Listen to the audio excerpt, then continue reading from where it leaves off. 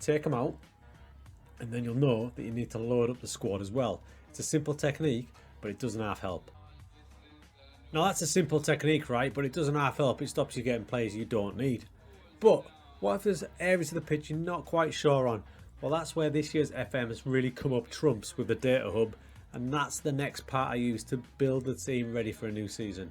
Granular, by the way, is my new favourite word, meaning very detailed. And we've got our players there, so I've got rid of 1, 2, 3, 4, 5. So I know I need at least 5, but I've always had this nagging thing about my midfield. Are they doing enough work to help out the centre-backs? Am I destroying the centre-backs too much? Can these boys, or have they done enough? That's where we go at the data hub. So we're into data hub now under team performance, and I've put a big emphasis on the defensive aspect of the team because I'm happy with the attacking aspect. We've been really good. And when I say really good, I mean really good. We're the top scorers in the league by a country mile with 75 goals. But the issue is next door to that. We're the worst defence in the top 10 with 56. So that's why the emphasis on the data hub is in defence. So we go straight to defensive efficiency, and you can see there we are. Now we're not in the nice green area where we want to be. Looks like the defence is too busy. Impenetrable, so they're doing the best they can, but it's busy, and that leads me to think, are the midfield helping out the defence enough? On to tackling next, which is obviously going to be key, and this is where cracks start to show. Lots of tackles, yes, but poor tackling, meaning they're not making the right tackles, they're not winning tackles, and we're one of the worst in the league. We need to be over here. Yes, making lots of tackles, but we need stronger tackling. Into team defending, and there we are again in the red zone. Fewer blocks, fewer clearances. So that could be a combination of my defenders not doing their job, my wing backs being too high up the pitch, or the central midfielders not helping out. This one is not about the midfielders as much. Fewer headers, poor heading.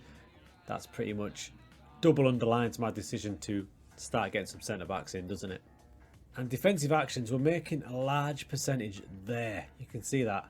Most of our defensive actions are in our own penalty area. So we're putting ourselves under constant pressure. So I'm asking my midfield to come back and help out. And I don't think they're doing that. And that's what we're going to look at now. So what we do now is we go and bully those midfielders. Have a look at their stats too. So there's the midfielders. I'm not so bothered about the Mazala Milinkovic because he's in a very attacking role. He spends most of his time up there, so I'm not expecting him back to help out. But these two, especially the deep line playmaker, your box-to-box midfielder, you're expecting a bit of defensive workload from them boys. So it looks like that's where we might have been lacking. So let's have a look. We've got Di Francesco. There he is. He has started 22 games this season. Mostly, I'd say, if not all, in that deep line playmaker role, which does require a bit of defensive work as well. We'll do exactly the same like we did on the team data hub. We go to reports, play performance, and we've got it all lined up.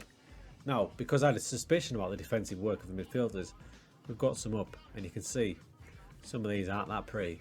So first up, we've got a suspicion about the tackling. Let's have a look. We've got the tackling. Let's see where Alberto is. There he is.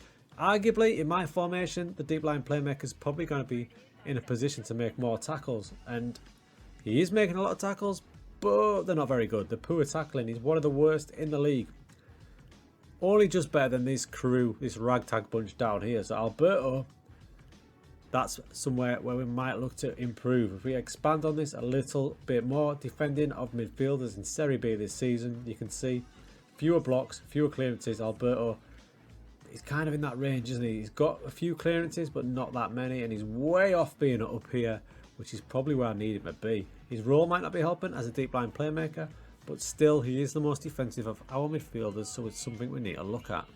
This is emphasised a little bit by possession for midfielders. You can see here, infrequently wins the ball, reliable in possession. He's just on the barrier there between reliable and kind of loose, but he's not winning the ball that much. So this is something we need to look at. We've got two choices here. We can either decide that Alberto is just not up to it and replace him, or we decide the role he's playing is not right for him, move him to a different role, and perhaps bring in a more defensive-minded midfielder. Now, we could probably let Alberto off with that if he was doing his other job, the passing, the creation of a playmaker would. So we'll have a look. Passing, midfielders. Here we go. So what I want to see is lots of passes and accurate passing, but as you can see, Alberto's a little bit way off here. He's down in the fewer passes zone on the border of accurate and inaccurate. So Alberto, I think this is going to mean the chop, my son. You could do that in every position if you want. If you've got suspicions about your players after watching the season, get in that data hub and have a look. Antonio Palumbo is playing box-to-box midfielder. Is he doing the job? Is he giving me enough tackles? We'll go to tackling on midfielders. There we go. Same issue. Lots of tackles, but poor tackling. So you can see instantly where the weak point of my team is. It's that central midfield hub not winning the ball back enough. On the flip side, he is doing a little bit better than Alberto in some other areas. So the another option for me is to shift Palumbo over to that deep line playmaker slot and get myself a new box-to-box midfielder. This data hub is going to open up a few windows for us in that regard. But on closer reflection, and I'll look at him a bit deeper, he's doing the same as Alberto. Fewer blocks, fewer clearances. Antonio, my friend, if I want to get to Serie A, you're out as well, my son. I've now removed Palumbo from the position as well. This is a brutal world we live in. If the data hub wasn't there, he probably would have survived. I might have even moved him across into deep line playmaker, but now he's out and you can see how much work we've got to do. We finished 6th. We got to the semis of the playoff to get to Serie A. A couple of players we've lost through no fault of our own, but we're making improvements in 4 key positions down the spine of the team there, thanks to a combination of watching the game last season and the data hub. And last point on the data hub, I know there's a few players that are doing really well, such as Goncalves, who is my left wing back. If I go to assists for defenders, for example, look at that. There you can see he's one of the better defenders in the league for assists at that wing back position. Highly creative, high assister. He's in the conversation, isn't he? But he's also a bit loose in possession. He's winning the ball back well, but he's loose in possession. So you can change your tactics slightly thanks to this information. All we do with this is, I'm going to go to his PIs. I'm just going to add in take fewer risks. So he's making less risky passes. He's winning the ball back. He'll be a bit more safe. Keep the ball a little bit better. That's going to set us up well for next season.